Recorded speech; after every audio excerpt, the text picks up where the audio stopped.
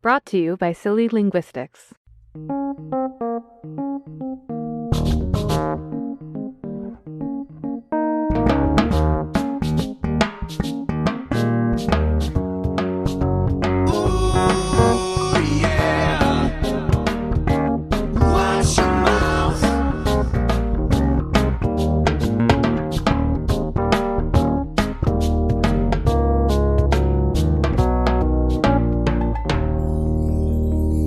Welcome to the Watch Your Mouth podcast. I'm Dave. I'm Michelle. He's my dad. And she's my daughter. That is how that works. Yes, it is. Welcome to the podcast. Yeah, so this is technically our very first episode. So all of you who found us, thank you for listening. And welcome. Yeah, welcome. We hope you will enjoy this, of course, and we'll listen to it and encourage other people to listen. It'd be weird if you enjoyed it and didn't listen to it. I don't know what you're enjoying if you're not listening, but thank you anyway. I guess maybe someday we'll have transcripts for people who are hearing impaired. Yeah, you don't know. Yeah, that'd be great. If you're reading, awesome. Thank you for being here. I'm very inclusive. Yeah. That's what I try to do. Important. So, being new to the podcast, as this is the very first episode, we want to talk a little bit about what this is about. So, what we're doing is we are going to be taking different words, we're going to be taking different phrases, and we're going to be trying to research the history. Where did these phrases come from?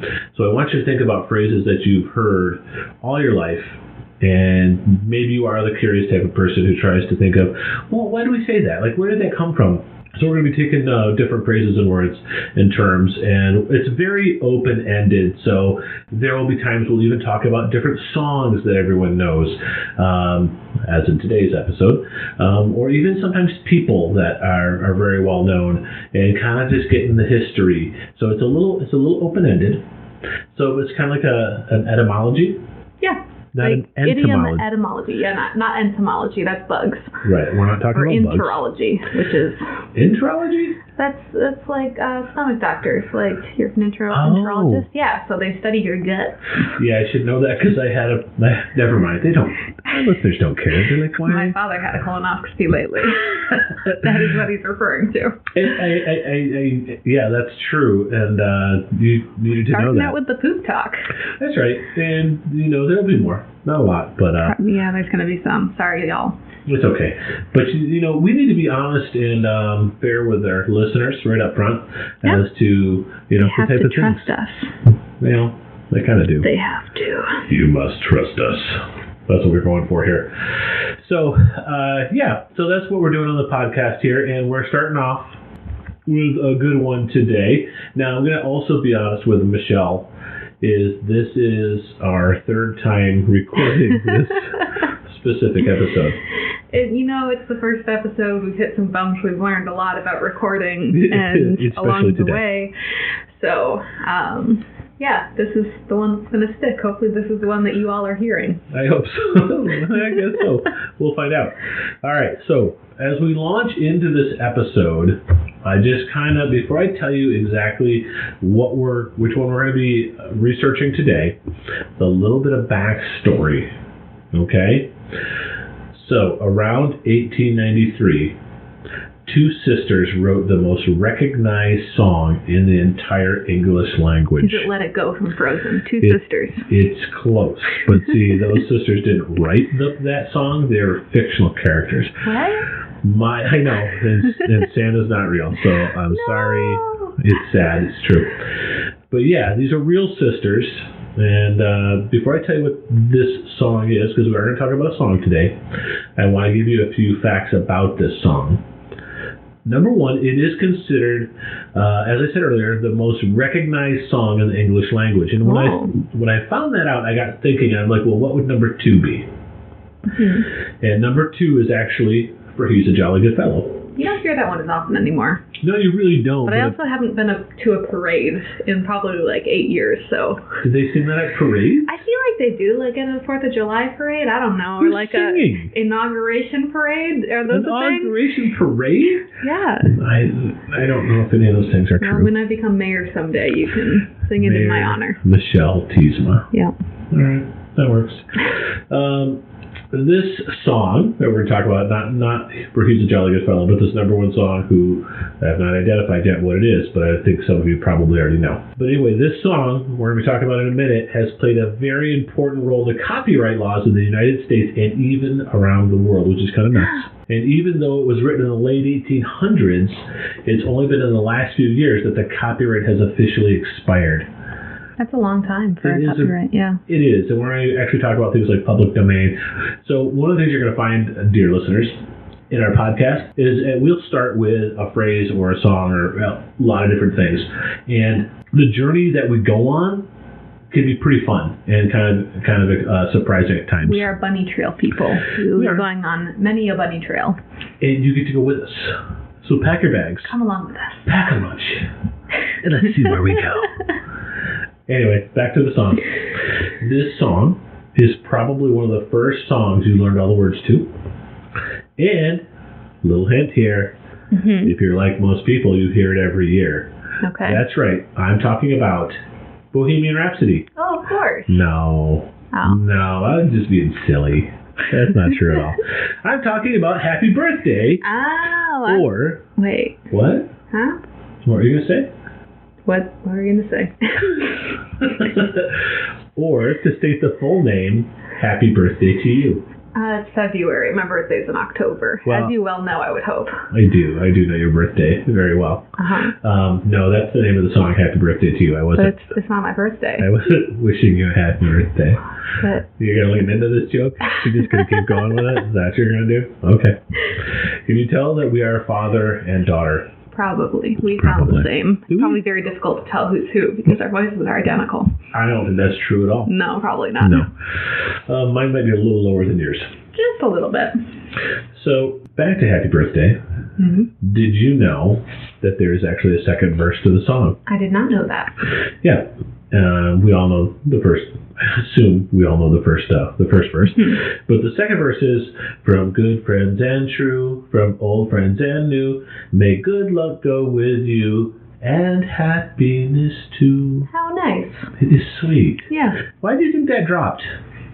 Because we decided to pinch people and do the are you one, are you two thing instead. You know what? And actually, that's a great segue because I wanted to talk a minute about how different countries have their own variations of the song Happy Birthday. Oh. In Australia, they sing Happy Birthday and then they follow it up with Hip Hip Hooray 3 times. Well, that's kind of nice. It is nice. Cheering them on. It's very festive. Yeah. Those Australians, such festive people. In Canada, you just did it a second ago, Are You One, Are You Two? They started that. The Canadians. Freaking Canadians. It's the worst. The hat of America. I'm not going to say that Canada is the worst, but the Are You One, Are You Two thing is definitely the worst. Well, especially if they're over like 8 years old. Yes. No, if you're over, say, 4 years old, I don't want it. No. Well, it gets to be a bit laborious at that point. Yes. And definitely a little boring. I wonder, like, who is the world record holder? Like, who's done that the longest? Oh, jeez. Because like somebody stuck with it. They're like, that's a lame world record. I have 42. I have 40. And everyone's like, please stop. Who in I think we all know people who would be that person who would just keep going. Oh, yeah. No, there's the one person who starts it at every birthday party and everyone, shoots daggers with their eyes at them. And or beats them. With that, I mean, depending on your family dynamic, I guess. Hopefully there's no beating going on at birthday parties. But I did, when I was in 3rd grade, our teacher for like our little birthday celebrations, she would give us birthday spankings. I doubt she's allowed to do that anymore. What? Yeah, so, she'd go a pinch to grow an inch, a slap to grow a lot, and a happy birthday hug.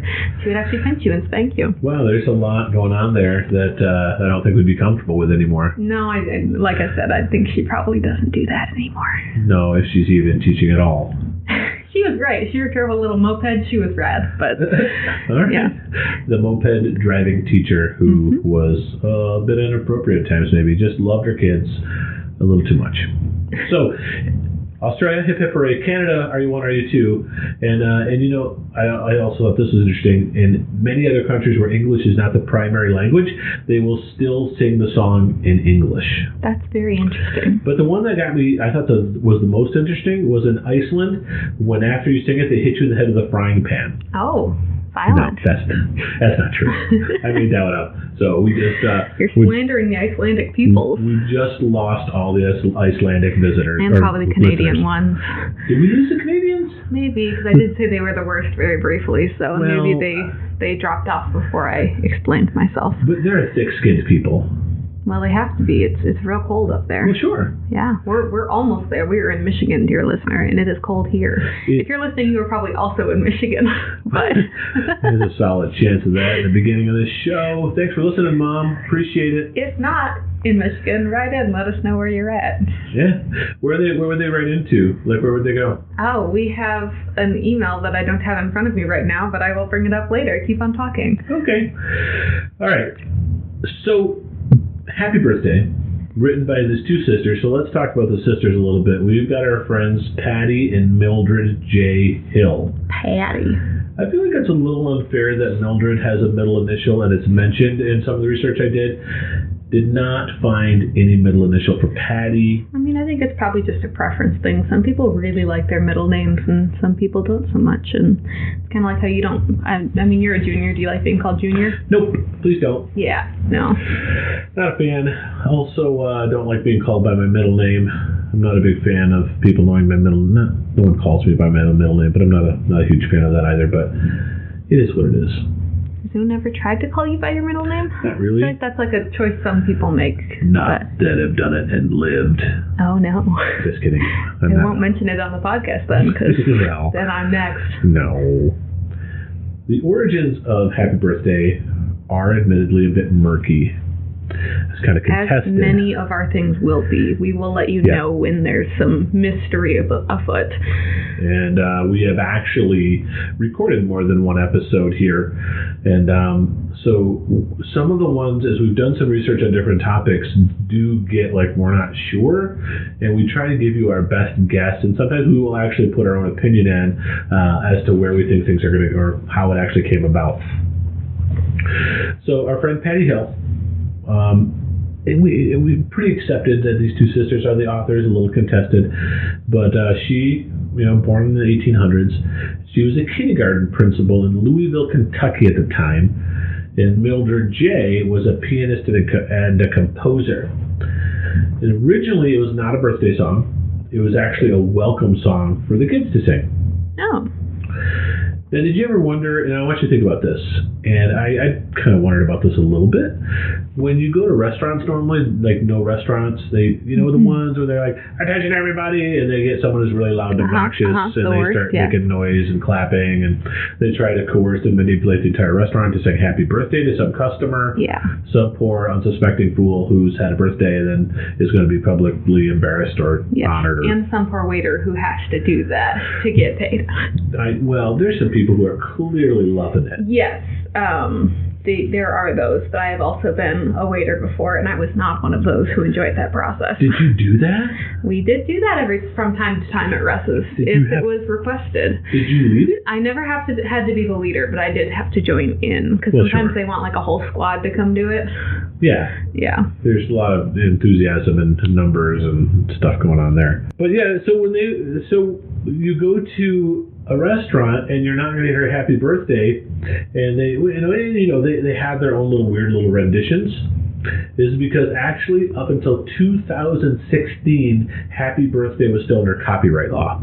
Right. Yeah. So if you were a company and wanted to use a song, you needed to pay royalties to use it until, that was just 4 years ago. And the song was written in 1860 something. Yeah, that's wild. What's the usual? It's like 60 years usually, isn't it? Well, the crazy thing, and I don't know why I picked Happy Birthday, as we were compiling, I've been thinking about this podcast for a couple of years. Mm-hmm. So I've got probably... I was let in late in the game. I was like a third or fourth choice for co-host. That's not true at all. That's not true at all. I couldn't get Kristen Bell. She turned me down. Oh, that's a bummer. That's true. I wanted to make this a video thing, but you said no. No, I don't like being on camera, folks. They're going to see your picture. They're going to see how pretty you are. I'm fine with pictures. Videos is where it gets me. I'm not as cute as Kristen Bell. Well, I don't know about that. But very few people are. Well, that's true. I will agree with that. I am a semi-petite, semi-blonde woman, but not as cute as Kristen Bell. Well, she's like Hollywood type person. She is Hollywood cute. But, you just have to let it go. Sorry. She did not sing that song in that movie, but okay, good try.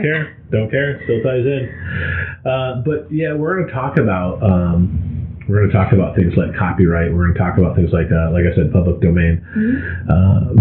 So a couple facts about Happy Birthday.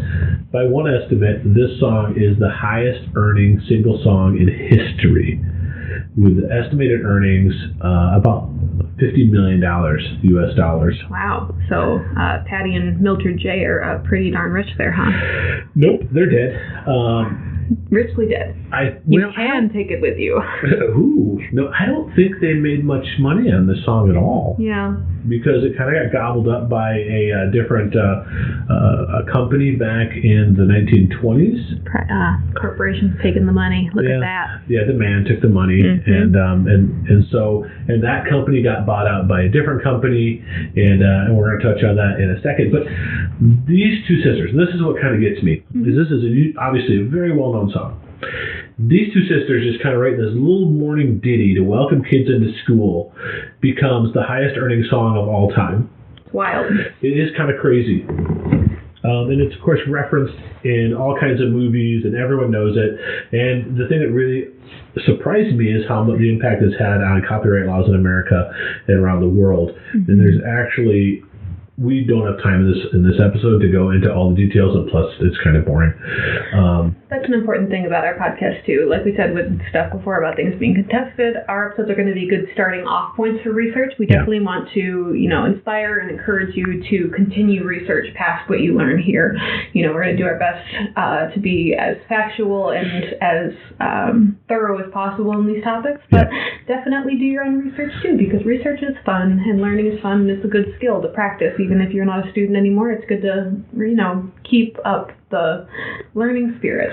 Yeah, and I think it's really good to just, and some episodes clearly are going to be like, wow, that's really cool. I want to find out more about that. I think it's great to stay curious about things. Absolutely. Have that learning attitude. In 2009, there was a professor at George Washington Law University named Robert Bruni. Bruni. We don't know. Sorry, Bob. Bruno. His friends probably. Bob Bruno. I think people call him Bruno. Bob Bruno? His last name is spelled Brauneis. Yeah, that's kind of rough. Yeah, it's rough. So this guy went nuts. He did the deep dive, and he researched it, and he wrote a 68-page paper on the origins of the song. And its impact on copyright law, and his paper actually inspired a lawsuit. And so now, does that mean he got sued, or no? Someone used his research. Oh, so it was like used as evidence in a lawsuit. Yeah, because there was specifically one producer that kind of got mad or something, and she just was like, we're gonna put an end to this, and so she just really pushed it because she just kind of got a bee in her bonnet, and I think good for her. But for whatever reason, she decided I am gonna kind of try to take this down. Very cool. Yeah. So I figured I would just read the entire paper to you now. Oh, all 68 pages? Yeah, all 68 pages. Okay. Do you think Bob Bruno would care? That might be additional copyright infringement, actually. What year was this? 2009? Yeah, that's a good point. Yeah. Yeah. Happy Birthday was mentioned by Associate Justice Stephen Breyer in a case where the U.S. Supreme Court was upholding what's called the Sonny Bono Copyright Term Extension Act. Wow, quite a name. It really is. It is kind of a mouthful. The main question that the lawsuit addressed, that person brought up, was how long should you be able to copyright something, which is a really important question. How long can you own something before it becomes available for anyone to use? I mean, you can use something that is under copyright, but normally only if you pay the person or the company that owns what was produced.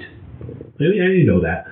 And of course, after a period of time has gone by, arts, books, music, characters enter what is called the public domain. Yes, it's coming for you, Mickey Mouse. It's coming for you. In fact, coming for me personally? It is. Oh, no. No. Well, in fact... Shoot, I should be making more money off my brand then if I'm copywritten. You've not done that well with making money off your brand. It's true.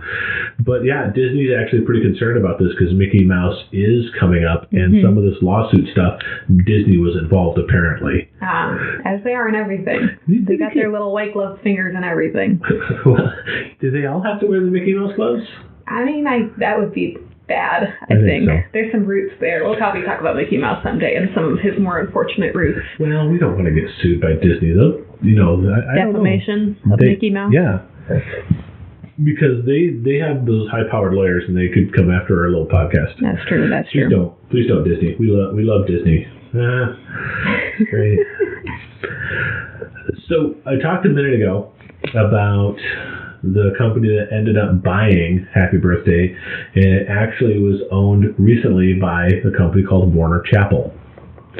Now, clearly, Warner Chappell was very interested in keeping the song under their ownership for as long as possible. A lot of money there. They charged up to $10,000 each usage of the song Happy Birthday. That song has like 4 words in it that are just rearranged over and over again. Yeah. But somehow these little words, somebody owned it, and they're like, you got to pay us $10,000 to sing that in your movie. $10,000. Wild. So as often is going to happen is as we're researching this, we're going to find different things that kind of grab our attention. And like Michelle said, we will kind of go down that bunny trail a little bit. This is one of those bunny trails. So as I was researching this and I saw the Sonny Bono, and so I want to talk a little bit about Sonny Bono because I was kind of curious how he became involved with the song Happy Birthday. Because of the Sonny Bono copyright act thing? Yeah, exactly. Yeah. Now, some of our listeners, our younger listeners, or maybe outside the U.S., good chance you've never heard of Sonny Bono. He was fairly popular in the 70s. He was a singer who turned politician. And while a lot of people probably or may not recognize his name, a lot of people have heard of his ex-wife's name, Cher. Who hasn't? A lot of people. Cher is certainly more popular than Sonny Bono. She's cool. And for those who kind of grew up in the 60s and 70s, almost certainly they're going to know who Sonny and Cher are. Mm-hmm. I remember Sonny and Cher had a variety show in the 70s that I used to watch, and it was cleverly named the Sonny and Cher Comedy Hour. Oh, see, okay, funny story. Yeah. So I've never seen the Sonny and Cher show or whatever it is, but obviously I've heard of it. The Sonny and Cher Comedy Hour, thank you. Comedy Hour. Thank you. For some reason I thought it was a sitcom. This is the first time learning that it is like a variety show. It was a variety show. Okay. Yeah. Cool. We need more of those nowadays. It doesn't, or maybe that's what like American Idol. That is what that is now. Or America's Got Talent. Yeah, I guess that's a variety show. Kind of. But everything's a contest now. It's true. Always got to be because back in the day it wasn't a contest. It was just a display of talent. Yeah, people like Ed Sullivan show. You just come, but maybe that's like night shows. They just had people come on and perform. True. So. Well, and then Ed Sullivan. I remember. Ed Sullivan is a little before my time, but he was still very in the public eye and very, very well known back then. But he used to host his own show, the Ed Sullivan Show. I was in Bye Bye Birdie in high school. I know it well. So back in the day, they didn't bother with clever names of shows. They're just like, it's the Ed Sullivan, it's the Ed Sullivan Show. That's what's going on. And he'd go, we got a really big shoe. It's a terrible Ed Sullivan. And I imagine there's something happening if Ed Sullivan's in the afterlife somehow, somewhere. He's upset with me right now. Probably. Yeah, he's like, that got his attention. Yeah, but Ed Sullivan Show, Sonny and Cher Comedy Hour, like, it was way easier to name stuff then. Yeah, that's true. You didn't have to think of anything. Just throw their name on it. That'll work. So the show actually lasted for 4 seasons. The Sonny and Cher Comedy Hour, not Ed Sullivan Show. Mm-hmm. This is just a weird little bit of trivia. Okay. But Sonny and Cher, Sonny was much shorter than Cher. Okay. Sonny was 5'5". Cher was a robust 5'9". Hey, and probably she's almost the same height as me. Yeah. How tall are you? I'm 5'8". Oh, okay. Our story does take a little bit of a sad turn, and our little bunny trail gets a little sad because they divorced in 1974. That is sad. Sadly, this gets even sadder. Uh-oh. And I remember this because Sonny Bono was a fairly known, fairly known person back in the day. He died in a skiing accident. Oh, that's tragic. He skied into a tree on January 25, 1998. Oh, it's like in the show Forever, except real people, and that's sad. Also, no one's seen the show Forever. I've seen it because you had me watch it. Yes, I told you to because I like that show. Who's in that show again? It's Maya Rudolph and Fred. What's his name? Oh, great. We just lost Fred as a listener. Oh, sorry, Fred. Armistead or something? Yeah, that's right. He's in Silicon Valley and stuff. Yeah, it's a good show. Very quirky. Very different. I liked it a lot. We like quirky, which is why this podcast will be a bit quirky, as you can already tell. There were, no matter what the tragedy that happens, it seems like there's always jokes that come out about it. So I do remember quite clearly that there were jokes about Sonny Bono dying, and this one, a tree turned out to be Sonny's greatest hit. Oh no, that's terrible. Isn't that terrible? Father, no. No, I'm not endorsing. Why did you put that on our podcast? I'm not endorsing it. That is not wholesome. This is a wholesome space. Is it though? I mean, I'm hoping so. Well, I don't even think that's true. I mean, mostly, you already started talking about poop jokes, so I mean, how wholesome is it going to be? It's holistic and wholesome. Okay, well, we're going to hold on to that. All right. Yeah, I don't think it's a funny joke either, but it's funny if people try to turn tragedy into humor, and sometimes it's highly inappropriate. That whole thing of, tragedy plus time equals comedy. And that was 1998? Yeah. Maybe it's time. I don't know. Apparently not. Anyway, send your cards. A man died. Cards, letters, complaints to, watchyourmouthpod at gmail.com. That's what it is. Oh, say that again? Watchyourmouthpod at gmail.com. Yes. And another fun bit of trivia. Sonny Bono remains the only member of U.S. Congress to have scored a #1 pop single on the U.S. Billboard Hot 100 chart. Damn Congress, you're slacking. Yeah, I mean, come on. Just one? How long have we had Congress? A while. A while? How many people have been in Congress? Many. Thousands. Uh-huh. One. Slacking on their musical careers. Yeah, it's kind of bad. But, maybe if we get like Britney Spears or Justin Timberlake. I'm good, actually. You don't want them representing the people of America in a political way. I don't know them. I'm sure they're fine. They could be. We don't know. We just lost them as listeners, too. Oh, well. Now, I want to shift gears a little bit and talk a little bit about copyright law and this thing known as public domain, which I've mentioned a couple of times. Probably most of you know what public domain means, but if you don't, I want to kind of go into this a little bit.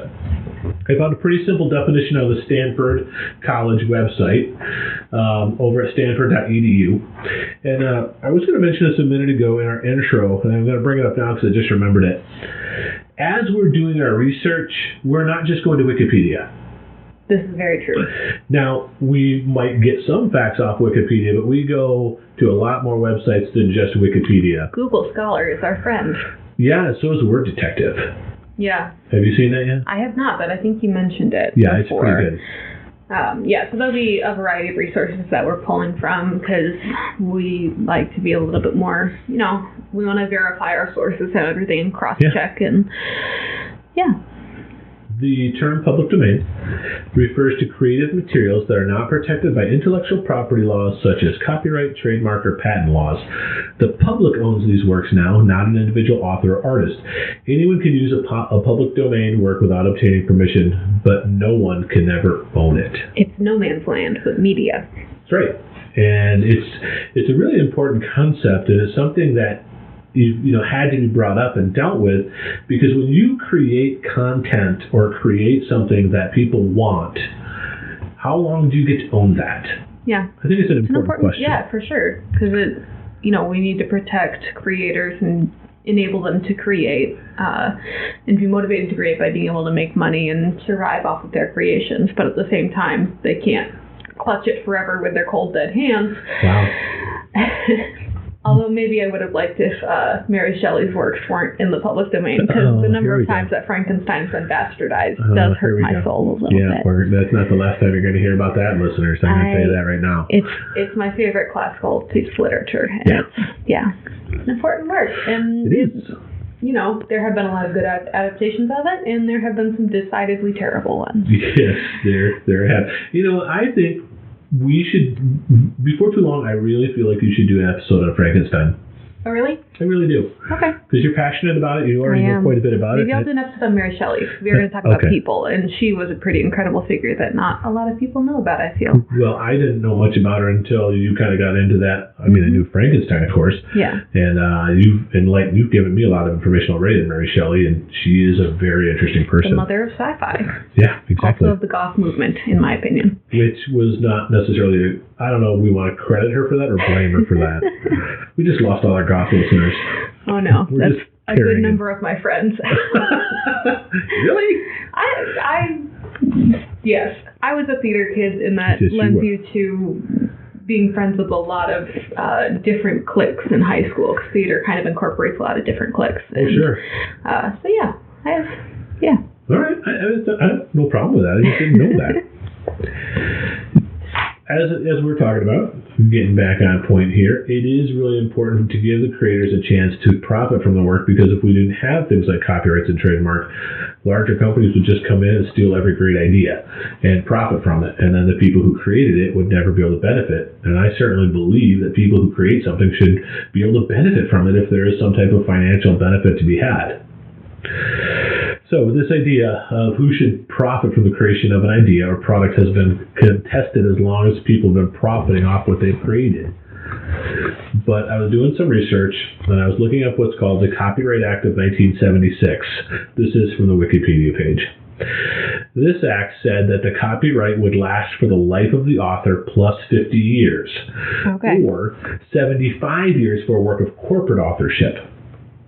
The 1976 Act also increased the extension term for works copyrighted before 1978 that had not already entered the public domain, i.e. Mickey Mouse. And it went from 28 years to 47 years, giving a total term of 75 years. So this is where we're going to bring in Disney. So this 1998 Act, which is the Sonny Bono Act, but it's also mockingly known as the Mickey Mouse Act. That's what that extended those terms to life of the author plus 70 years, and for works of corporate authorship to 120 years after creation or 95 years after publication, whichever end is earlier. Copyright for protection for works published before January 1, 1978 was increased by 20 years to a total of 95 years from their publication date. And that's where we're getting to Mickey Mouse is coming up pretty soon, where Mickey Mouse is going to be the public domain. Unless Disney can do something, pull something out of their butts to make that not happen, which I'm sure they'd be very glad, because that's one of the big money makers. Oh, yeah. Although, you don't see Mickey Mouse as much anymore. He's not really... Maybe that's why they've kind of removed him as the face of Disney as much. I feel like he's still the face of Disney. He's just not the face... Because, he's before every movie. Every single Disney movie. You see the little Steamboat Willie animation. And, that's true. I think more of the castle now. We're not Disney park people. We've never been to the Disney parks, but I know he's a big part of them, too. Yeah. No, we haven't... have you been to Disneyland or Disney World? I have never been. I've been to Disneyland twice. You didn't take Disney me? World. Well, you weren't alive, so... No excuse. Fair enough. This is one of those... So parts of this is a part of the episode, is if you want to get more information about the whole copyright law with Happy Birthday at Disney, there is a ton of more information, which we're just not going to dive into. That's as deep as I wanted to go. So I went about an inch deep on that, and it probably goes about 50 yards deep. But there's hours worth. So to wrap it up, and I want to just talk about a few of the famous renditions of Happy Birthday, different public performances. So arguably, the most famous, I would say, performance of Happy Birthday to You was Marilyn Monroe singing to the U.S. President at the time, John F. Kennedy, in May 1962. Yes.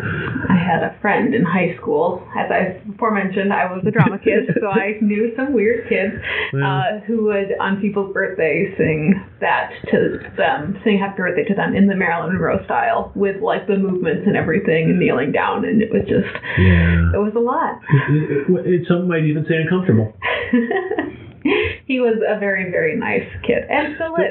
He's not anymore. He's very not dead. He is a nice guy, and he's still nice. Yes, and he's still silly, and that's a good thing. Not dead, and not mean. Yep. Yeah. Good. Both good. Yeah. I was at a birthday party last night, and we were at an Italian restaurant, and one of the guys there was trying to do the Marilyn Monroe Happy Birthday a little bit, but he didn't commit to it, and he didn't sing it very long.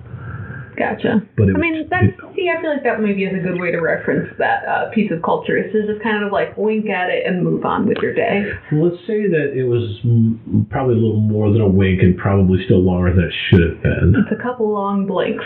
Yeah, it wasn't great. But I feel like it's one of those things, if you're going to commit to it, if you're going to do it. And I feel like he was kind of halfway going in. He was kind of dipping his toes into the... you got to commit to the Marilyn Monroe. Yeah, and I'm glad he didn't, because it was in the middle of a restaurant. It just would have been awkward for all of us. There's also, I bring this up because I think it's funny.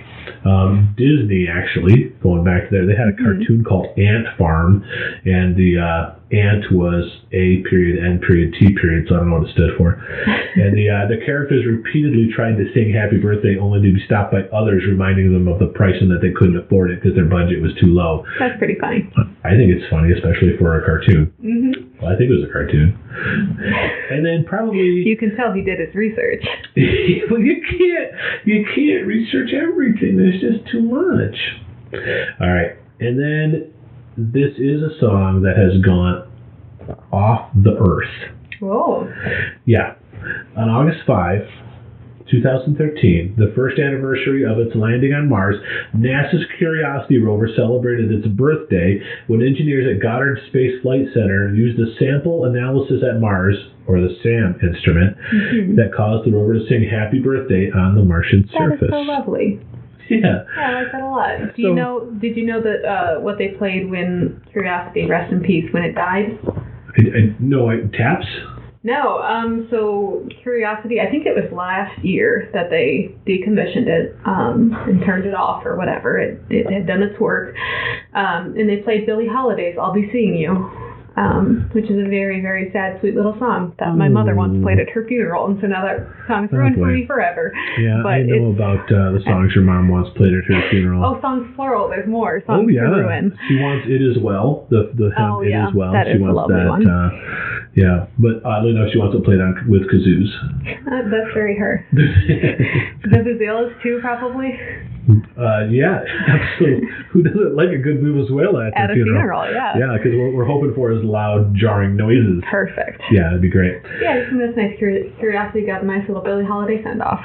Yeah, and so Happy Birthday actually has been played on the surface of Mars. And what's fun about this, and I would encourage people, especially if we hit a topic or a phrase or whatever that you find very interesting, do some research. Just start kind of poking around a little bit.